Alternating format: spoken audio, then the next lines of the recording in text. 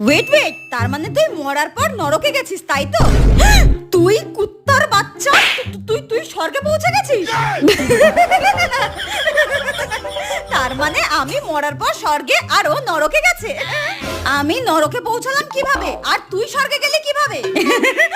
কি করে মানে? ভালো কর্ম করেছি তাই এসেছি, তোর মতো তো আর কুকর্ম করে বেড়াইনি। আর তুই তোর কর্মের ফলই পেয়েছিস। কিন্তু আমরা তো বেস্ট ফ্রেন্ড ছিলাম।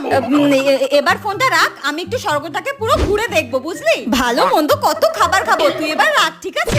আরে পরশুদিনে তো তুই 51 নম্বর বয়ফ্রেন্ড চেঞ্জ করলি। প্রতিটা ছেলেকে বিয়ের প্রতিশ্রুতি দিয়ে একটা ছেলেকেও তুই বিয়ে করিসনি। প্রতিটা ছেলের জীবন নষ্ট করেছিস। তুই কি করে ভালো কর্ম করিস রে? তাও তুই স্বর্গে গেলি আর আমি নরকে। তুই এবার রাখ, ওকে বাই, টাটা। আবে শোন, ফোন কাটবি না, দাঁড়া দাঁড়া।